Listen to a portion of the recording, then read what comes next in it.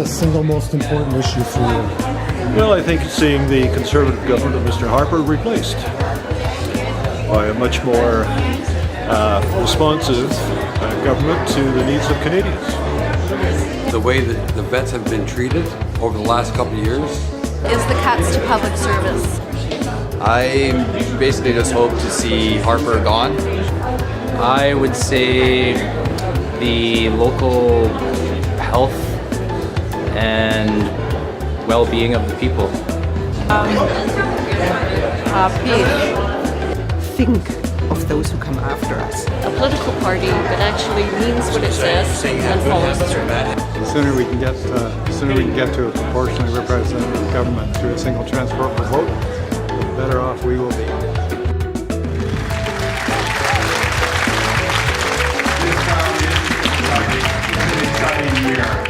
It's such a great pleasure to introduce someone who's been standing up for Vancouver Islanders, who's working hard for everybody, who's been working hard for everyone in this riding, our very own Sheila Malcolmson.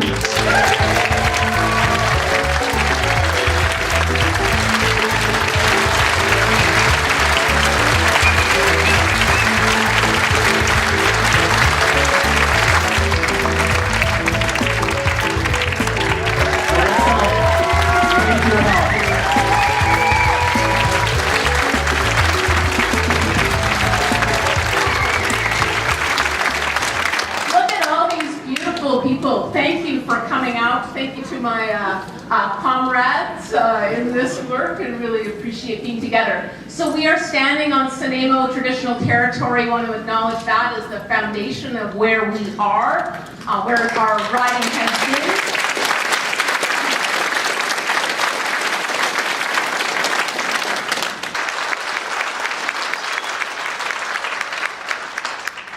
So with that, thanking you for being here, for the voters who are engaged and want to see that future, want to see this next step that we want Canada to take, and we want to amplify the good news that's happening in this riding. It's an example, it's a beacon for the rest of the country.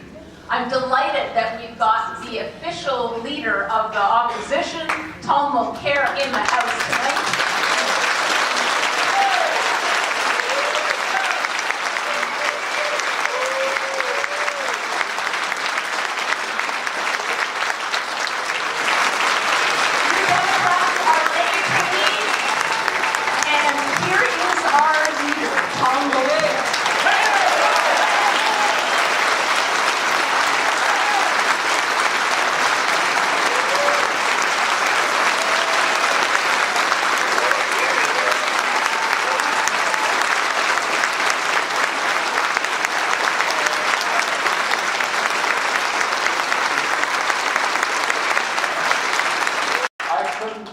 Proud to see each and every one of you here, and I have to share with you that last night I walked into a hall in Powell River, and it was one of those things where the organizers are a bit nervous. They said, well, be there around 6:30, but for 7.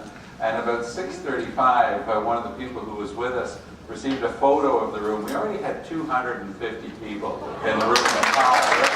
For 20 years, we have not had a federal minimum wage anymore in Canada. The Liberals got rid of it in '96. We're going to bring in a minimum wage that's a decent living wage. We will, in our first mandate, bring in a $15 an hour federal minimum wage.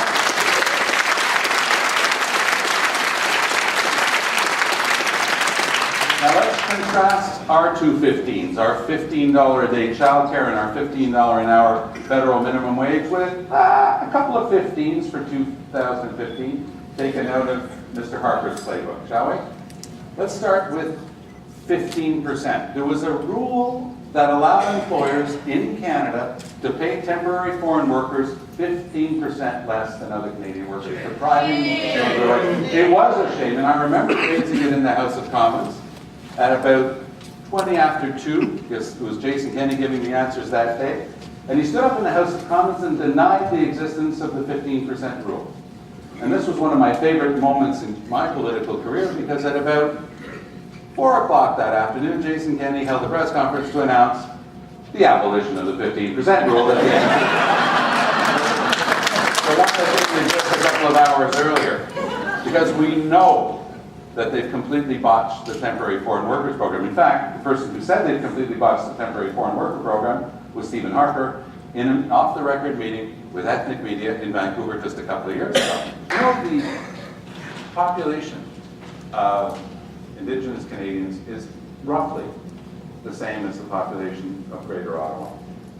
Do you really think that if 1,200 women had been murdered or gone missing in the Greater Ottawa area, we'd need the United Nations to ask us to hold an inquiry? It would have been held a whole long time ago. So ask yourself those questions. This year, 2015, will be a unique election. People will have our 15s, $15 an hour federal minimum wage, $15 a day childcare, Mr. Harper's 15% rule for temporary foreign workers. You want another 15 for Stephen Harper? Stephen Harper is trying to take billions of dollars from the middle class, the strapped middle class that's earning less today than it did 30 years ago, taking billions of dollars from the middle class to give it to the richest 15% in Canada, because only 15% of Canadians will benefit from his income splitting scam. That we will put a stop to.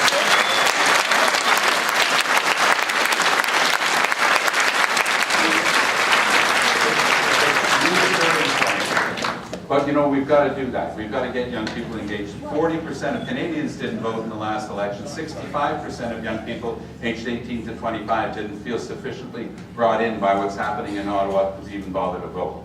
And you know what? When young people stay home, the right wing wins and democracy loses. We've got to make sure young people understand this. Stephen Harper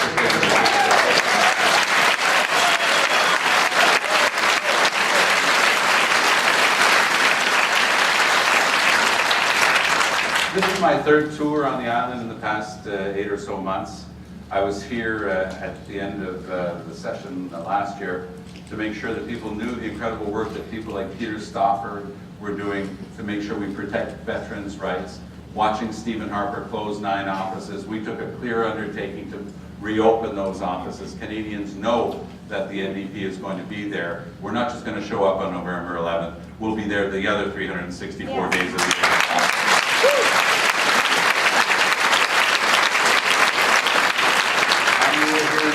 Talking about our child care plan, and today we've been meeting, whether it was in Powell River this morning, we had a meeting with a bunch of young small business owners. Today, same thing here in Nanaimo, meeting owners of small, medium-sized businesses. I don't know if you know this, but 80% of new jobs in Canada are created by small and medium-sized businesses. They're the job creators. Mr. Harper's plan, backed by Mr. Trudeau, is to give a $50 billion across-the-board tax cut to Canada's richest corporations. Mr. Trudeau's been asked that many times. Do you agree with Stephen Harper's approach to reduce those taxes for the large corporations by $50 billion? Every time he says yes, he's not going to touch that. We are very clear in the NDP. Every Canadian is asked to pay their fair share. And fairness, frankly, is the basis of justice. Every Canadian does pay their fair share, with one exception.